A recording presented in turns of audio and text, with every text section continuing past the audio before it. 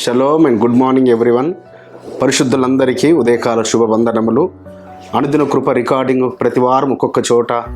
మరి యవనసులు దీని వెనకాల చాలా ప్రయాసపడుతున్నారు.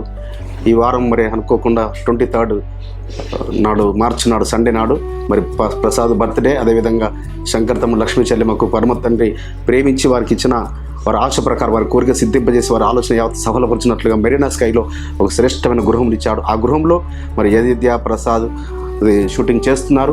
వారి గురించి ప్రార్థన చేయండి. ఇంతకుముందు కూడా మేము కర్ణాటక వెళ్ళినప్పుడు అక్కడ కర్ణాటకలో చేశాము. మరి శుభోదయ కాలనీలో ఇలా రకరకాల చోట్ల చేస్తున్నాము. మిగతా వారు ఏమనుకోవద్దు బిడ్డలారా, మా ఇంట్లో చేయడం లేదని. పరమతరి చిత్తం మీద మీ గృహాల్లో కూడా చేసే రోజులు వస్తాయి. ఇది నా కృపావాక్యం చూసుకుందాము. యోహాను గారు రాసిన 2వ పత్రిక 1వ అధ్యాయం 6వ వచనము. మనం ఆయన ఆజ్ఞల ప్రకారము నడుచుటయే ప్రేమ. మరి శ్రేష్ఠుడైన భక్తుడైన యోహాను గారు యాషోవ మెస్సే వారు తాను ప్రేమించిన శిష్యుడని రాయబడింది. మన గ్రంథంలో 5 గ్రంథాలు రాసిన వ్యక్తి, ధర్మశాస్త్ర గ్రంథాలు రాసిన వారు మొట్టమొదట మోషే గారు అయితే, మరి యోహాను సువార్త, ఈ పత్రికలు 3 పత్రికలు అతి శ్రేష్టమైన ప్రకటన గ్రంథము రాసిన ఆ భక్తుడైన యోహాను గారు చెప్తున్నారు, మనం ఆయన ఆజ్ఞలను అనుసరించడమే ప్రేమ. సో అనగా ప్రేమలో సమస్తము దాగి ఉన్నాయి బిడ్డలారా.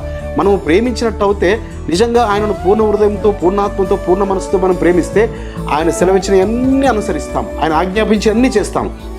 నిన్ను వల్ల నీ పొరుగువాన్ని ప్రేమించమన్నాడు. నిజంగా మన పొరుగువాన్ని ప్రేమిస్తే పొరుగువానిది మనం ఏది ఆశించము, వారిది దొంగతనము చేయము, వారిని హత్య చేయము, వారి మీద అబద్ధ సాక్ష్యం చెప్పము. మరి ఏది కూడా మనము జలసి ఉండదు వారి మీద.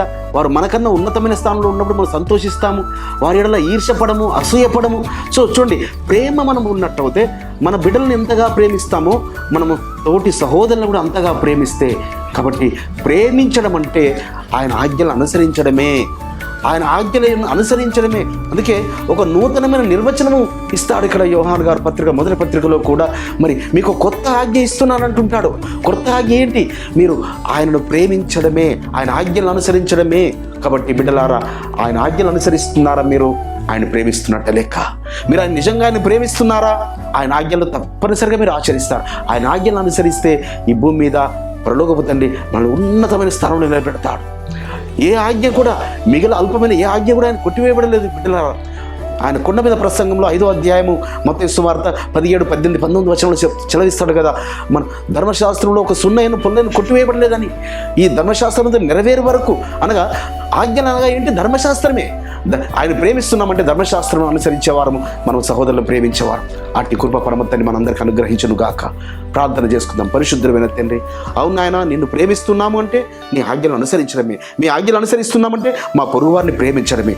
ప్రేమనే ధర్మశాస్త్రమని, ప్రేమనే మీరని మాకు ఉపదేశిస్తున్నందుకు స్తోత్రములు చెల్లిస్తూ యాషోవ మెస్సీయ నామమున స్తుతించి ప్రార్థించి వేడుకుంటున్నాము పరమ తండ్రి.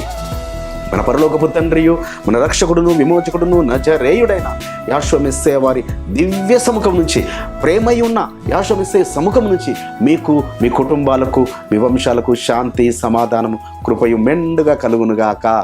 ఆమేన్.